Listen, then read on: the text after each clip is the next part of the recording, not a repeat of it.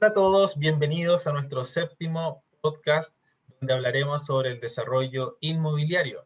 Este grupo de podcast tiene como objetivo dar a conocer la carrera de Ingeniería en Construcción, como también hablar de temas relacionados al área. En los próximos capítulos podrán encontrar algunas temáticas como asignaturas estructurales, economía circular, costos, la Cámara Chilena de la Construcción, entre otros. Esperamos que los podcasts de nuestro canal sean provechosos para usted y disfrute cada uno de ellos. Mi nombre es Rodrigo Moreno Luco, quien dirigirá la conversación en cada podcast. Nos acompaña Gillian Roth Retamales, alumna de la carrera de Ingeniería en Construcción. Y nuestro invitado el día de hoy es don Julio Salinas Aliaga, ¿ya? El tema de nuestro podcast es el desarrollo inmobiliario. Bien, Julio es exalumno de nuestra Universidad de Viña del Mar, ingeniero en ciencias de la construcción. Tiene una maestría en administración de empresas con mención marketing, es empresario inmobiliario en Bolivia y en los últimos años se ha desempeñado como gerente comercial en la empresa Manzana 40. Actualmente en Chile trabajando en diferentes proyectos inmobiliarios. Julio, muy En Bolivia. bienvenido a nuestros podcasts, sí, en Bolivia. Muy Ujú. bienvenido a nuestro podcast. Eh, Agradeceremos que nos acompañes a resolver algunas preguntas que tenemos preparadas para ti. ¿Ya? Cuéntanos un poco acerca de tu experiencia laboral desde tus inicios a la fecha de hoy, por favor. Perfecto. Bueno, hola Rodrigo, hola a todos los de la carrera los que están escuchando o viéndolo el video. Bueno, la experiencia que tengo en términos laborales comenzó una vez terminada la carrera en el año 2005. Desarrollé trabajos en el área de la construcción como ingeniero junior en Chile, en la zona de La Serena, Valparaíso y Viña del Mar, en construcciones de edificaciones.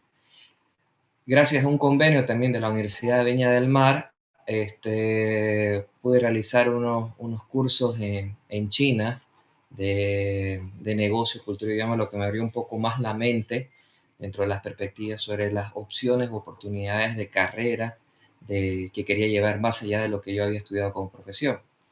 Eso me llevó a una vez regresar a Chile, buscar el desarrollo de mayores conocimientos a través de MBAs, el cual lo realicé en CAE Business School en Nicaragua.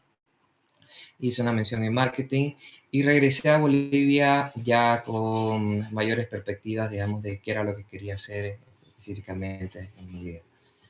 Dentro de eso, los primeros pasos que desarrollé en términos del área de la construcción y la parte inmobiliaria se continuaron a través del desarrollo de cargos en la parte de gerencias comerciales en empresas inmobiliarias de diferente índole, en edificios de alta gama, de alto valor agregado, como también en edificios de construcciones masivas de casas en series, como también en la parte en cargos como gerente comercial a nivel nacional de empresas de vendedoras de concreto. Y por último, la última experiencia en el área comercial e inmobiliaria de construcción con la empresa Manzana 40 Plaza Empresarial, que es uno de, por así decirlo, el edificio de mayor tecnología, uno de los más grandes de envergadura a nivel Bolivia, que ha generado saltos abismales en cuanto a tecnología, en cuanto a implementación de nuevas normativas que superan las normativas locales, en orden de ofrecer un producto de muy alta gama con el deseo de mejorar constantemente el empuje tecnológico y de servicios dentro del mercado inmobiliario de oficina. Oye, Julio, y de los proyectos de construcción en los que has participado a lo largo de tu carrera, ¿cuál ha sido el mayor desafío para ti y por qué? Todos han sido bastante emblemáticos porque responden a diferentes segmentos de mercado y diferentes tipos de necesidades. Cada mercado, cada segmento de mercado tiene diferentes necesidades o satisfactores que tienes que cumplirle en orden de tener la relación costo-beneficio más acercada a la realidad. Dentro de eso también cada segmento de mercado te conlleva a tener diferentes tipos de productos. El mercado inmobiliario de oficinas es muy diferente al mercado inmobiliario de construcción residencial horizontal y muy diferente del mercado inmobiliario de construcción horizontal vertical. Son diferentes tipos de percepciones que uno tiene que tener y cada uno tiene varios retos. El último te puedo hablar sobre el último reto grande, que es un disruptor completamente dentro de lo que es las expectativas del cliente versus la oferta de producto que se estaba dando, lo que fue Manzana 40 Plaza Empresarial. En este momento, imagínate, pasaste de tener un producto donde el promedio de alta gama de valor de mercado, pongámosle así, vale un 100% y tú te vas a un mercado con un producto donde te encuentras con un valor de precio en el orden del 200 a 250%. Entonces, ¿qué retos, cómo tú conllevas esta tarea y cómo tú encuentras tanto tu mercado para ello, cómo tú defines cuáles van a ser los satisfactores necesarios y cómo tú transmites las tecnologías en valores agregados para el cliente? Entonces, para que tengas una idea, es un proyecto que también fue desarrollado a través de Chile, de la empresa chilena A4, una empresa muy reconocida, con más de experiencia de 200 edificios a nivel Bolivia, Dubái, Abu Dhabi, Chile, Colombia, Argentina, creo que ahora están en Brasil y se están expandiendo. Y estas empresas nos trajeron una nueva perspectiva de tecnología en cuanto a lo que van a ser ahorros en términos de costos de mantenimiento, en costos de uso y en términos de longevidad de la tecnología para tener a disposición.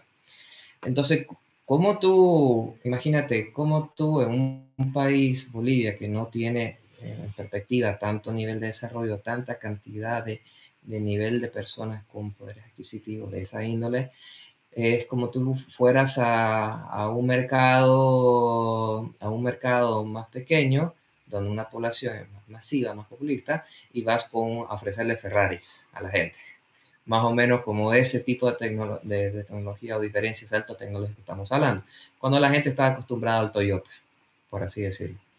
Entonces, grandes diferenciadores que eran cómo se lo transmites al cliente.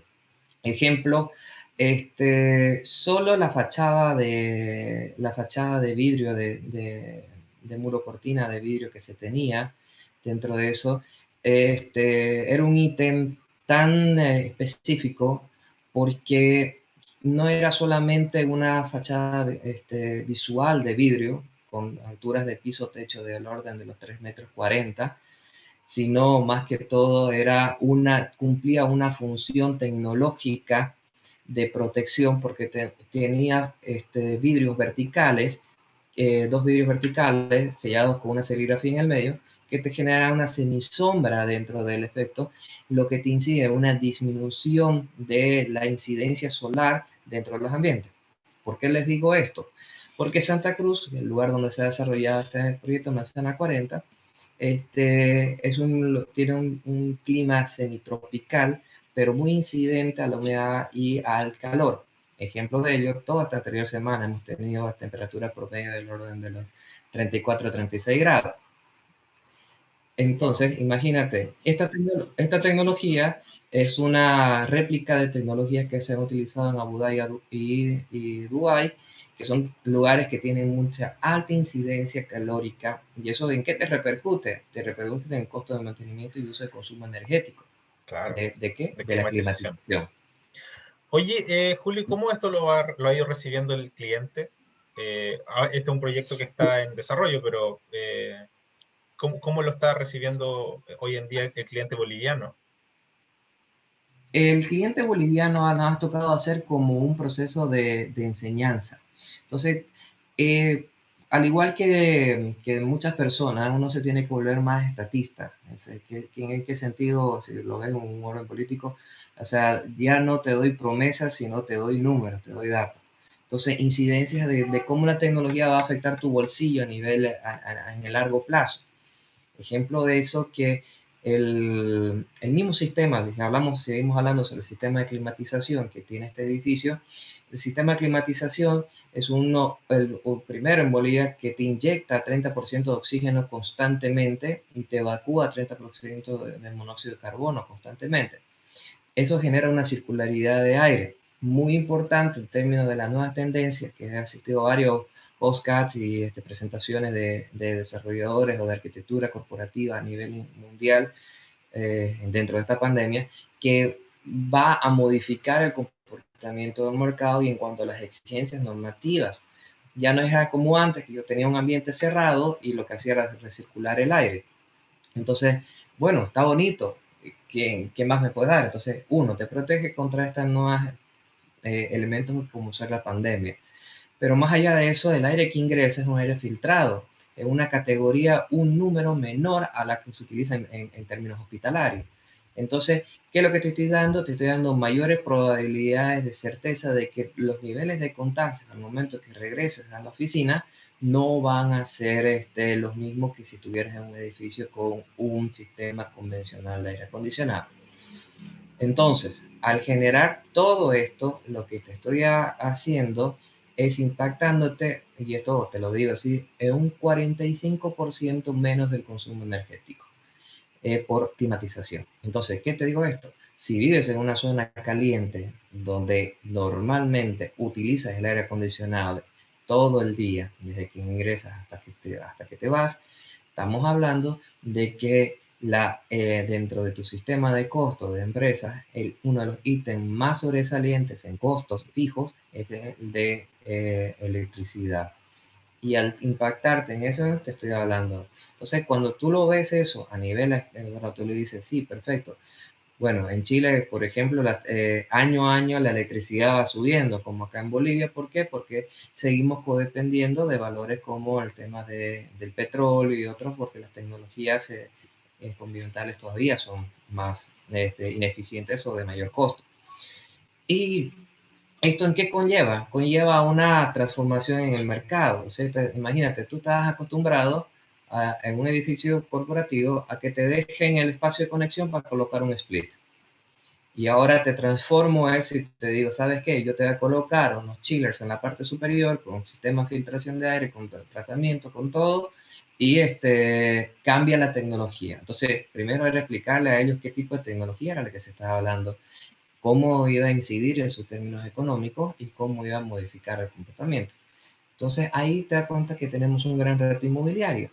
Otro elemento tecnológico, igual en términos de que te impacta en la climatización, toda fachada de hormigón que tenía contacto con la parte solar, era una fachada ventilada, recubierta con un producto marmolaz, es decir, un producto en base a mármol, la cual estaba separada entre unos 10 a 15 centímetros de muro y era ventilada porque permitía el paso del aire. Entonces, las incidencias de rayos del sol que chocan directamente a esto, tenés como un espacio abierto que es el mejor amortiguador de aire.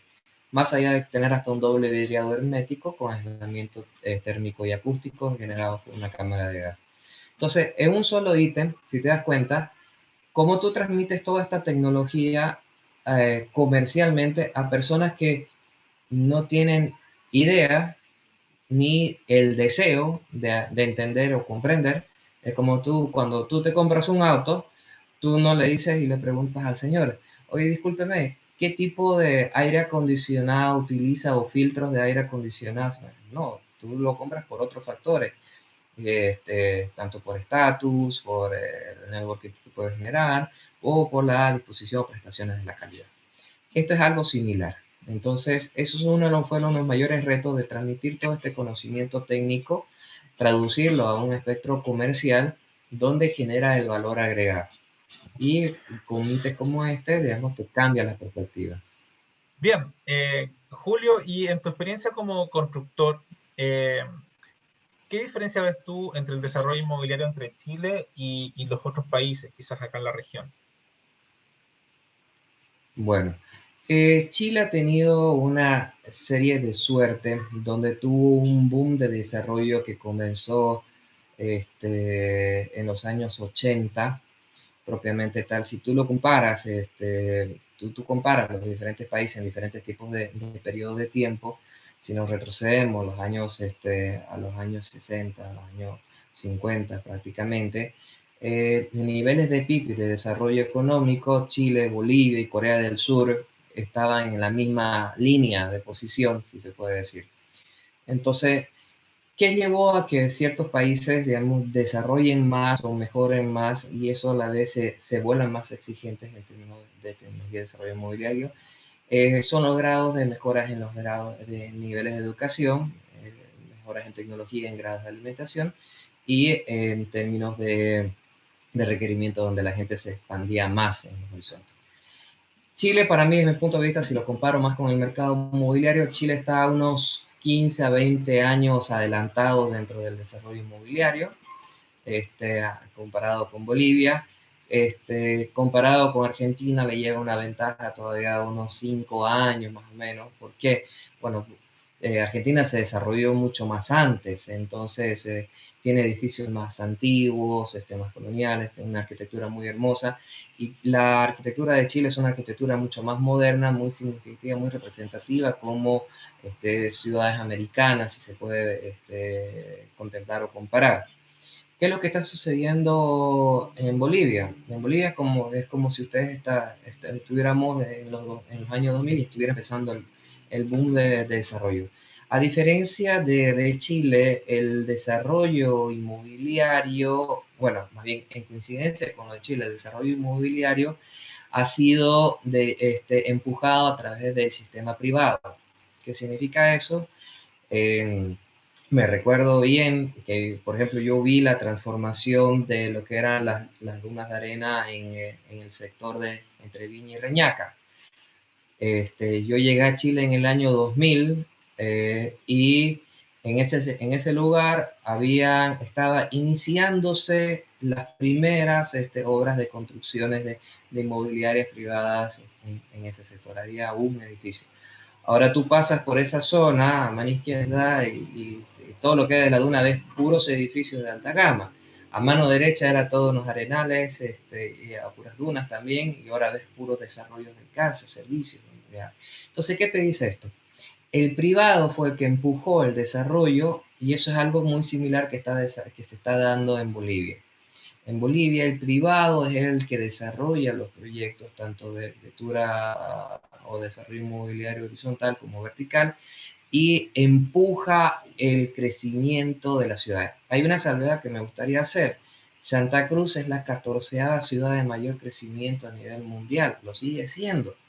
Entonces, cada año tenemos la mayor migración de personas de Bolivia, la mayor migración de extranjeros de Bolivia llega a Santa Cruz, más el crecimiento poblacional natural. Entonces tenés una característica muy innata de desarrollo ahí. Prácticamente tenés un 50% de la población con capacidad de obtener una vivienda que todavía no la tiene. Entonces tenés un mercado impresionantemente grande. Y has dado olas de saltos de desarrollo tecnológico en términos inmobiliarios en segmentos como el de oficina, al pasar de diferentes tipos de olas de crecimiento que han habido. Entonces, imagínate, antes las oficinas se concentraban en el centro de la ciudad, después pasaron a barrios, a casas grandes, adecuadas en barrios residenciales, teniendo mayor espacio, mayor disposición, y ahora están pasando a proyectos horizontales de edificios, en los cuales ya se tienen propiedades, digamos, y se tiene una concentración y mayores aportes. Eso es cuestión que tú camines por ciertas zonas de Santiago o ciertas zonas de Viña, que son los lugares que lo conozco, y puedas admirar, digamos, la cantidad de edificios que tienen con diferentes tipos de ímpetu segmentación. Entonces son edificios relativamente nuevos. Son edificios relativamente nuevos, ¿por qué? Porque el boom de desarrollo, digamos, comenzó en los años, en los años 95, 2000, pero a la inclusión de esta tecnología, tú ves los edificios, muchos del año 2000, que tienen 10, 15, 20 años y se ven relativamente nuevos. ¿Por qué? Porque asumieron un cambio tecnológico en el cual querían la longevidad de los proyectos se mantengan vigentes en el tiempo y ese es un reflejo de esa tecnología. Por eso digo que Chile está más avanzada en ese término que Bolivia o que otros pares de países. Y Julio, ¿cómo definirías tú un proyecto de calidad? ¿Podríamos decir que en Chile los proyectos son de calidad? ¿Existe alguna estandarización? Un proyecto de calidad está definido por el grado de satisfacción el grado de satisfacción de los requerimientos, tanto mínimos o ideales de un cliente, versus la oferta versus la oferta que desarrolla el constructor. La calidad no existe, al igual que la seguridad no existe calidad al 100%. ¿Por qué? Porque estamos hablando que depende de muchas líneas de producción, tanto de los productos como uno se adquiere para poder entregar un producto final, una casa, desde cerámicas, porcelanatos, o sea, techos, grifería, tuberías, todos tienen diferentes. O sea, el constructor no controla la calidad de cada uno de sus productos, la asume y la adquiere de otros proveedores. La calidad en sí, como le digo, es este balance perfecto entre costo-beneficio. ¿Qué quiere decir eso? Que mi expectativa de recibimiento de valor por cada dólar o peso invertido se retribuye a mi bolsillo en una manera aceptable. Es decir, si yo gasto o invierto 10, mi expectativa de recibir al menos 9 o 10 va a depender del segmento del mercado y el precio que puedo estar obteniendo. ¿Por qué motivo? ¿Por qué? Si yo defino, por ejemplo, una casa, ¿ya? Mi casa que la estoy definiendo, que la estoy creando, me costó, para hacer la matemática fácil, digamos, me costó $100.000, ¿ya? Entonces, ¿cuál es mi expectativa de recibir por $100.000? Entonces empieza la combinación inmobiliaria de pensamiento de cómo está dividido. Imagínate un área. Esta misma área la divido yo en qué? Entre espacio que estoy adquiriendo, ubicación donde estoy comprando, ¿ya? Y la calidad que estoy recibiendo. La suma de la valorización del espacio de metros cuadrados más la suma de valorización de la ubicación más la suma de valorización de la calidad me conforma el presupuesto de lo que yo quiero, de lo que yo quiero. Entonces, ¿cuáles son los grandes errores? Muchas veces la definición del presupuesto está conllevada a través de las posibilidades de apalancamiento de la familia o capacidades de ahorro para poder adquirir un determinado bien inmueble o una construcción. Entonces, ahí es donde viene. ¿Dónde prefieres vivir? ¿Prefieres vivir, si nos vamos al ejemplo de la Avenida San Martín, en Viña del Mar? ¿Prefieres vivir en la Avenida Viña del Mar, perdón, en la Avenida San Martín de Viña del Mar, o prefieres vivir a unos 5 kilómetros entrando, qué sé yo, me recuerdo, por Quillota, por ejemplo, más entrando ahí en la zona campestre? ¿Cuáles son los trade-offs? O sea, estás yéndote mal en una ubicación, pero el valor de metro cuadrado hace que disminuya y tú puedas adquirir mayor cantidad de metros cuadrados. Si tú quieres vivir en la Avenida San Martín, ¿cuáles son tus opciones? Un departamento. Entonces te restringe la cantidad de metros cuadrados. Punto número uno. Punto número dos, las calidades. Calidad de la construcción de lo que estamos hablando. Si yo te pregunto, Rodrigo, ¿qué expectativas quieres tener tú de piso en tu casa? ¿Qué me respondería? ¿Qué tipo de piso te gustaría? Yo podría pensar en lo confortable, ¿ya? Quizás algo no tan duro y que no tenga tanto delta térmico. Eso es lo que yo respondería. Exacto. Perfecto. Entonces, dentro de esos materiales, que más o menos dentro de la conceptualización, yo creo que a vos te encantaría tener un piso de madera, ¿ya? De enchape de madera. Te encantaría tener un piso potencialmente de un porcelanato de muy alta calidad, o el ideal, un piso de mármol. ¿Te das cuenta? Y de ahí me voy hacia abajo, y yo sé, digamos, con lo que me acabas de decir, eso vendría a ser tus líneas de satisfactores hacia arriba. ¿Y cuáles vendrían a ser los insatisfactores hacia abajo? Vendría a ser, pucha, te tendría que colocar piso de baldosa, hormigón visto o lustrado, digamos, o simplemente un tratamiento de suelo, digamos, con otro tipo de solución. ¿Te das cuenta? Entonces, ahí es cuando empieza ya a rendir el tema de la calidad. O sea, ¿qué es lo que tú defines como calidad o aceptable para vos, para tu familia, para tu el nivel o grado de confort que quieras obtener? Muchas veces recuerda que en la misma psicología de las personas sacrifica en el confort por la estética. ¿Te das cuenta? Entonces, por ejemplo, ¿cuáles son? El mármol es un material hermosísimo, pero es un material altamente poroso. Si tú derramas una copa de vino en tu piso, va a quedar manchado, una alta probabilidad que quede manchado. Si tú derramas en un porcelanato, tú lo pasas un trapo, se limpia. Tú lo derramas en una superficie de madera, vas a tener, digamos, un cierto grado de nivel de manchado, vas a tener que poder realizar algún tipo de tratamiento del sistema de suelo. Entonces, mucho depende de esto sobre los requerimientos sobre estética. Entonces, la estética y el confort siempre encuentran en una lucha constante, en un balance constante respecto a las expectativas de lo que tú ves como calidad, lo que se percibe como calidad, como lo que se percibe estéticamente dentro de las perspectivas. Y también una de las decisiones que tienes que comprender, y eso te lo comento, que los compradores de casa no compran o de bienes inmuebles, no compran con la mente de un constructor, compran con la mente de un consumidor. Entonces es tan lógico que tú lo ves, lo percibes cuando vas al mall y ves a una señorita comprando un determinado tipo de producto. Ella no se está cuestionando si es un algodón al 100%, ella no está cuestionando si la producción de ese producto se realizó bajo un cumplimiento con las normativas de calidad, ella no está cuestionando si que no hubo hasta trabajo infantil, si se podría decir dentro de eso. Ella lo único que cuestiona es cómo luce el determinado tipo de bien inmueble al otro.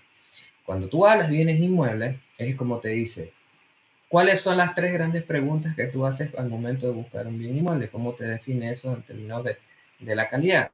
Es decir, número de habitaciones, cantidad de metros cuadrados aproximadamente y algunos grados de material.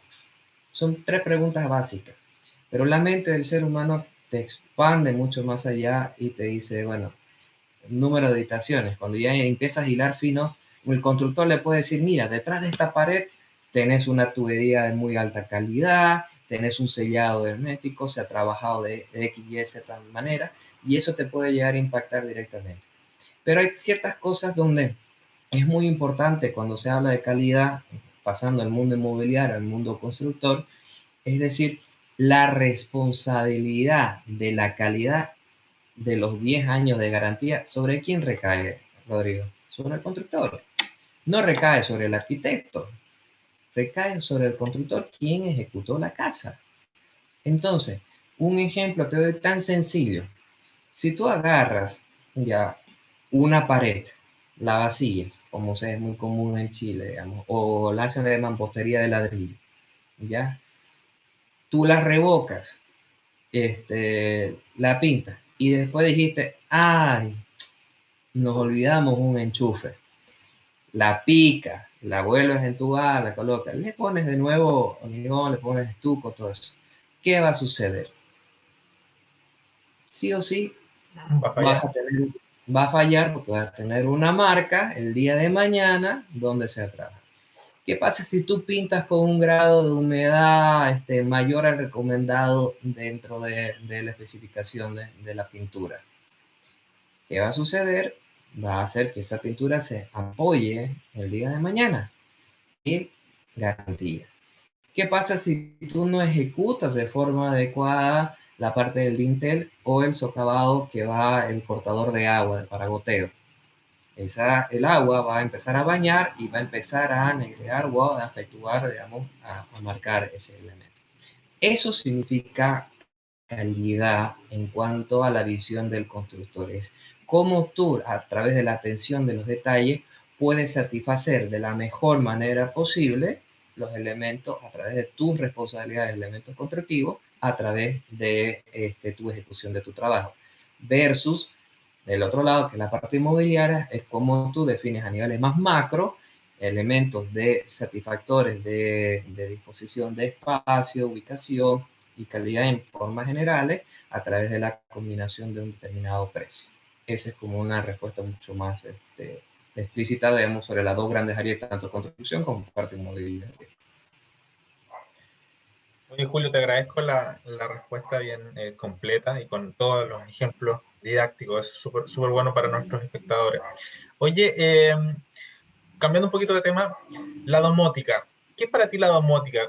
¿En qué consiste la domótica para la construcción en estos días? Porque ya estamos eh, avanzados, ¿no es cierto?, en el siglo XXI. Eh, ¿Qué es la domótica en estos días para la construcción? La domótica está muy mal definida ahora a través de los avances tecnológicos que se tiene del común general. La domótica se entiende como, oh, tengo una casa inteligente, tengo un ambiente inteligente. Yo la convierto en domótica colocando un aparato de Amazon que me puede dar un conector de Siri, un Speaker. parlante, y, oh, ya es domótica. Eso no es domótica. Eso es la venta comercial de la palabra domótica. La domótica en sí, me recuerdo bien la tesis de un amigo en el año 2001-2002, donde la domótica estaba agarrando mayor fuerza y solamente las materiales se encontraban en términos de Japón. Y fui a su presentación de tesis y me recuerdo muy bien que la definición de domótica específica es de casas que a través de conectividad y inteligencia artificial van aprendiendo sobre los requerimientos de ciertas definiciones de los clientes para realizar acciones que respondan a dichos requerimientos. Ejemplo de eso. Yo quiero que la temperatura de mi cuarto se encuentre en los 24 grados. Entonces, ese es un setup que lo define el usuario. ¿Qué es lo que haría una domótica? La domótica pudiera definir el curso de acción en diferentes áreas o aristas. Entonces, número uno, prendo el aire acondicionado y genero un sistema de climatización. Número dos, abro ventanas. Número 3, inyecto aire simplemente, prendo ventilador, ¿ya? Entonces, ¿qué es lo que define la domótica? Es a través de un software el grado de acción para cumplir el requerimiento con la menor cantidad de recursos posible. En este caso, energético. Entonces, cuando tú hablas sobre un elemento domótico, es decir, qué grado de control, o sea, es como tu misma tecnología juega a favor de la posición del cliente. Entonces, otro elemento, tú dices, yo quiero que mi casa se encuentre iluminada a cierta cantidad de lúmenes entonces, en general. Entonces la domótica te va a decir, perfecto, para poder llegar a esto, yo sé que tengo cinco unidades o 5 puntos de luz. Estos puntos de luz tienen 100 watts, estos puntos de luz tienen 50 watts, ya, por así decirlo, no hablamos en puntos LED, digamos, sino 50 a 100 watts.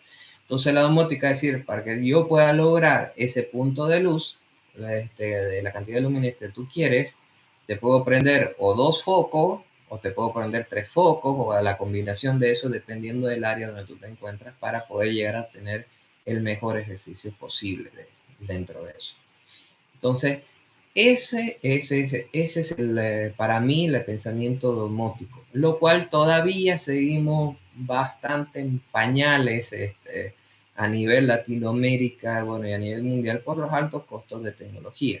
Ahora a través de tecnologías, a través de facilidades del tema del celular, tener un celular que te conecte y te pueda dirigir a el control de diferentes tipos de elementos, conlleva un grado de inversión en términos constructivos, de conectividad o de compra de equipos que tengan conexión wireless, donde tú puedas controlar dichos equipos a través del celular y estos equipos tengan la suficiente grado de inteligencia artificial para poder actuar en forma consciente. Imagínate, tú dices, yo quiero llegar a mi casa después de un día de trabajo, pero yo no quiero, imagínate, acá hicieron 36 grados en el día y si yo tengo una casa que me mira mi cuarto principal al poniente, voy a tener un grado de incidencia y la temperatura interna de mi cuarto va a estar elevada. Bueno, de entrada, eso algunas veces no podemos controlar por las ubicaciones, la forma en cómo se encuentran los terrenos. Antes sí, digamos, porque tú las enfocabas las casas y las diseñabas en forma adecuada. Pero que lo que tú le dices, tú le mandas una orden a través del sistema y el sistema lo que va a definir va a ser entre prender el ventilador, abrir ventanas, prender el aire acondicionado o quizás a otro tipo de tecnología el día de mañana, como ahora se están dando, que son algunos conversores de frío directamente en forma química, que eso también no lo he estudiado todavía, pero ya lo he escuchado que están apareciendo los primeros ensayos donde tú ya enfrías un modo ambiente, digamos, tal cual como tú enfrías, digamos, químicamente una botella de agua a través de impactos con sal, el elemento, digamos. Entonces, cosas de ese estilo es la que yo veo que se van a ir desarrollando en un futuro, pero el grado de implementación que van a tener van a responder a los niveles de costos que estos puedan llegar a hacer y cuál va a ser el impacto en tu presupuesto final. Bien, Julio. Vamos a cambiar de tema también ahora. Eh, Otra pregunta, cuando se planifica un proyecto inmobiliario, ¿cuál es la visión que tú consideras que debe tener un mandante, el que financia, ¿no es cierto? Ujú. Y ¿cuál sería la visión del cliente, el usuario final del proyecto? Ya, dentro de un proyecto inmobiliario existen diferentes tipos de actores que se involucran dentro del proceso. Por una parte tenés el mandante, que es el inversor.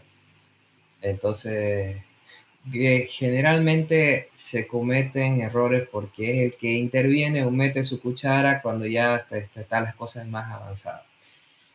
Por otra parte tenés el arquitecto o desarrollador, que es el que te visualiza todo lo que se tiene que llevar.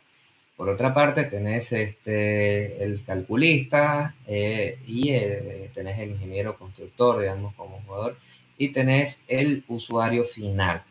Entonces, si tú me preguntas a mí, digamos, cuáles son las visiones de del mandante propiamente tal, el mandante lo que va a buscar simplemente es decir, si yo invierto 10, yo quiero sacar el mayor grado de rentabilidad por esos 10 en la menor cantidad de tiempo posible. Correcto. El cliente o usuario final, ¿qué es lo que te va a demandar? Te va a demandar que si él invierte los mismos 10 en la compra de la casa, la retribución en la mayor manera posible de elementos de espacio, calidad y ubicación en el balance perfecto de lo que su necesidad está demandando. Entonces, ¿qué te digo con esto? Los tiempos del inversionista inmobiliario mandante normalmente difieren de los tiempos dependiendo de los grados de construcción o de lo que tú estás trabajando. Veamos las diferencias. Cuando tú hablas sobre edificios o obras horizontales, ¿cuáles son los mayores problemas? Tú tienes un espectro de tiempo en lo cual tú tienes el proceso de salida al mercado, donde tú recibes ciertos grados de niveles iniciales, te apalancas en parte por el tema del cliente, tienes otro apalancamiento, ya sea por medio de banco o por medio de capital propio, ya, donde tú desarrollas el proyecto, pero realmente el mayor grado, la mayor parte del bolsón de ingresos va a venir contra entrega del edificio. Correcto. Entonces, si tienes un edificio de 10 pisos, tenés que esperar hasta que los 10 pisos estén listos. Si tienes de 20, hasta que los 20. Si tienes de 30, los 30. Si tienes de 40, 40. Entonces, ahí es donde el mandante, la visión del mandante, tiene que tener la suficiente espalda de apalancamiento para cada uno de los diferentes tipos de proyectos. Muy diferente es en la parte de desarrollos verticales. Si tú tienes casas en serie, puedes ser más inteligente y dividirlos por diferentes tipos de sectores para hacer las entregas de la casa. trabajé en un proyecto donde tenía 280 casas, 320 unidades habitacionales, de las cuales había como 200 casas y las demás eran terrenos para la comercialización. Entonces, nosotros no íbamos a esperar a tener las 200 casas listas, porque no, obviamente no lo ibas a hacer al mismo tiempo. ¿Por qué sentido? Porque si tú lo divides un proyecto por etapas, cuando la gente va y ve el lugar está vacío, la percepción de valor es menor. Cuando la ves con más casas, la percepción de mayor aumenta. Cuando la ves con gente ya habitada, aumenta. Entonces, tú lo divides por etapas y la vas entregando, veamos, según los diferentes tipos de niveles, y eso va a llevar a cabo que la mayor valorización y mayor rentabilidad sobre el tipo de inversión inmobiliaria demandante. El usuario, propiamente tal, o el cliente, la visión, lo que va a querer es tener según el grado de certeza, asumir la menor cantidad de riesgo posible por la mayor valorización de su terreno. Entonces, personas que son más adeptas al riesgo o que creen mayor o estudian mayor grado de certidumbre de su inversión, te pueden llegar a comprar directamente en verde o en plano, como se define, o en gris, no sé cómo no recuerdo cómo le dicen en Chile. Y las personas que son que son más adversas al riesgo, que no quieren asumir, van a comprar cuando ya el edificio esté completado y puedan ver y percibir las calidades de lo que se está adquiriendo. Entonces, esas son las visiones cuando se habla. Y el proyecto inmobiliario propiamente tal, cuando se habla sobre la conceptualización del proyecto inmobiliario desde el punto de vista del mandante, conlleva hacia los niveles económicos la visión. Cuando te hablas del cliente final, se conlleva a niveles económicos, de apalancamiento de banco o también de satisfactores de tamaño, ubicación y calidad. Bien, esas eran las visiones entonces del mandante y del cliente. ¿Cómo sería la visión del constructor a tu juicio en un proyecto inmobiliario? El constructor, a mi juicio, es una persona que ejecuta y conjuga las diferentes visiones del mandante, del arquitecto, del calculista y del usuario. Aunque lastimosamente el arquitecto se trabaja con las perspectivas del usuario y el mandante, el constructor tiene una visión de ejecución, de realizar un proyecto en la menor cantidad de tiempo posible, con el mayor grado de calidad ajustado al presupuesto estipulado. ¿Te das cuenta? Hay una gran diferencia. El arquitecto te va a definir la mayor obra de arte, como le digo, el arquitecto pueden convertirse en la diva, es decir, lo que ellos quieren es mostrar el mejor producto a la otra parte. Internamente, que sea funcional, sí, perfecto. Hay muchos estudios de arquitectura que trabajan en niveles de grados de funcionalidad. Pero yo te digo, yo he estado presente donde la gente realmente no piensa cómo va a transitar, cómo va a pasar, cuánto tiempo de eso pasa. Por ejemplo, yo te pregunto a ti, digamos, ¿qué cambios han conllevado la pandemia en grados de arquitectura ahora en el mundo que vivimos? ¿Qué crees tú? Número uno, ¿qué dices, Rodrigo? Hay una, hay una disminución en la velocidad de desarrollo inmobiliario, pero sí siento Ujú. que ¿cómo se llaman? Las firmas de arquitectura están acumulando trabajo, están preparando trabajo para luego, cuando todo se empiece a reactivar, empiece a retomar la Ujú. velocidad esperada. ¿Y cómo crees tú que los arquitectos deberían asumir ese nuevo reto? ¿Dónde estás ahorita tú en este momento, Rodrigo? Yo estoy en mi casa. En tu casa. Perfecto. Entonces, veamos tu ejemplo. Tú te encuentras en tu casa en este minuto. Entonces, qué tienes que tener en tu casa? Un Ah, ambiente privado para poder realizar trabajo de casa. Entonces ya tienes un requerimiento adicional que antes no era un valor agregado. Ahora sí lo tienes. Otro elemento, un espacio de zona sucia o zona de tránsito del exterior al interior. Entonces, de seguro te debe pasar lo mismo que a mí. En la puerta de tu casa debes tener una alfombra para desinfectar tus zapatos, tener un lugar donde tú puedas quitarte, digamos, las chaquetas, todo eso, y guardar. Entonces, como esto lo veías muy en el sentido, digamos, sobre las tendencias culturales que se viven. Por ejemplo, en Japón, la mayoría de las casas, tú te quitas los zapatos en la puerta del ingreso, entonces hay una zona específica para ordenar tus zapatos y que no queden todos botados. Entonces, hay un elemento cultural que te cambia dentro de las perspectivas. Entonces, ¿cuál es la visión del constructor, por ejemplo, o del arquitecto? Primero del arquitecto, digamos, dentro de este sentido. Contemplar los nuevos espacios de requerimientos que van a tener. ¿Cuál es la visión del constructor? ¿Ya? Aconsejar, ¿ya? Al arquitecto, ¿ya? Sobre los usos de materiales más adecuados para cumplir con esos requerimientos. Un ejemplo de eso es decirte, perfecto, el arquitecto dice, señor, bueno, vamos a colocar un determinado piso de presupuesto. Entonces, el constructor, mira, yo he estudiado, nosotros llevamos clases de estudio de materiales de las partes. Entonces, una de las tareas del constructor es a conocer el mercado y cuáles son los diferentes tipos de productos en el mercado que van a llevar a satisfacer los nuevos requerimientos en cuanto, por ejemplo, grados de limpieza, requerimientos, por ejemplo, cambios tecnológicos. El constructor puede, digamos, aconsejar el combinar con nanopartículas de cobre, digamos, o de zinc, las pinturas, para tener protecciones químicas constantes dentro de las paredes de sus hogares, y en caso de cualquier contacto de patógenos, bacteriales, todo eso, se muera al momento de su contacto, entonces no se reproduzca. Entonces, es un trabajo del constructor entender y comprender cuáles son las tecnologías. ¿Por qué momento? Porque ya no estamos en la etapa donde el constructor recibe un proyecto armado y hecho. Nosotros tenemos que seguir sentando a los diferentes actores. Tú tienes que sentar al mandante, al arquitecto, al calculista y al constructor en una mesa previo al inicio de un proyecto para afinar todos los grados de trabajo que se tienen que ejecutar. ¿Por qué motivo? Porque de nada sirve al constructor ejecutar o planificar lo antes posible si el mandante no tiene las capacidades económicas para asumir esos retos. ¿Correcto?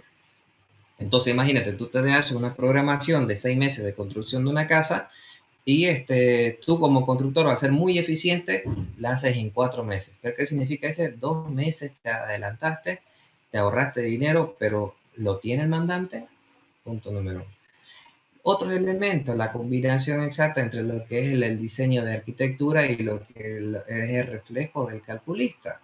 El arquitecto puede tener una visión de lo que quiere lograr y el calculista puede tener una perspectiva, digamos, de adecuación de lo que es óptimo para que las casas, específicamente en Chile por el tema de los terremotos. Entonces, el constructor tiene responsabilidad de ejecutar y de amalgamar, digamos, lo que el arquitecto desea versus lo que el calculista demanda. Y eso es la visión dentro del proceso. Entonces, todo eso se hace posible a través del elemento. Yo me recuerdo y tengo una experiencia justo en Chile, donde estábamos desarrollando un mesón que tenía a diseño y definición del arquitecto, quería que el mesón sea de hormigón vaciado, para que te des cuenta. Entonces tenías un elemento donde cuando recibimos los planos decía 23 grados y medio en esta zona de curvatura, cóncavo. Convexo vamos a tener 32 grados acá y 37.4 grados acá. Eso lo recibimos el arquitecto. Entonces, ¿qué es lo que sucede ahí? ¿Tú crees quién es el que va a ejecutar la casa? No existe la tecnología para poder tener eso. Entonces, en ese sentido, ¿qué es lo que desarrolló el albañil con el constructor? Desarrollaron un sistema de colocar diferentes grados de puntal y darle la curvatura con una venesta lo más parecido posible para tener el vaciado de lo que él quería. Entonces, iba a tener un vaciado de concreto con una capacidad estructural de soporte de bastantes kilogramos por centímetro cuadrado para responder simplemente a asentar un mesón. Entonces ahí es donde involucra el constructor el constructor debe involucrarse dentro de esa visión y decir, hacer las mejores recomendaciones en coste de ahorro. Entonces dice, uno, no es necesario hacerlo de hormigón vaciado, podemos utilizar otro tipo de mampostería y revestimiento de hormigón y dar el mismo visto. ¿Por qué? Porque no va a soportar la carga a la cual está diseñada el término hormigón. Dos, no existe la tecnología para ofrecer esos tipos de ángulos y los ángulos aceptables están en función a los materiales que pueden servir como encofrados en ese sentido. Y tres, es cómo tú defines o cómo tú evitas que el arquitecto o el mandante se enojen de dichas recomendaciones en orden de cuidar el bolsillo al mandante como producto final. Eso es un poco lo que desde mi punto de vista es la percepción ya del constructor dentro de los procesos inmobiliarios. Bien, te agradezco. En realidad, yo concuerdo plenamente con tus palabras. Siento que el constructor tiene que tener una labor más activa dentro de un proyecto de construcción y no solamente construir lo que dice el plano y ejecutarlo, sino que también eh, informar acerca de sus aprensiones, eh, generar este tipo de reunión multidisciplinaria con los profesionales que sean necesarios para obtener los resultados al final que efectivamente van a ser los más adecuados para el cliente, para el usuario final. Concuerdo completamente contigo. Eh, Vamos a empezar a finalizar nuestro podcast. Quisiera que nos cuentes acerca de cuáles piensas tú que debieran ser las competencias de un ingeniero constructor eh, y, y por qué quizás una persona interesada en esta disciplina debiera escoger la carrera de ingeniería en construcción y estudiarla. Ya. La ingeniería en construcción te da muchas áreas de ejecución en las cuales tú te puedes desarrollar. Una cosa es lo que tú estudias, otra cosa es a qué te dedicas. Entonces, mira mi caso, digamos, yo me dedico al mundo inmobiliario y soy ingeniero de construcción.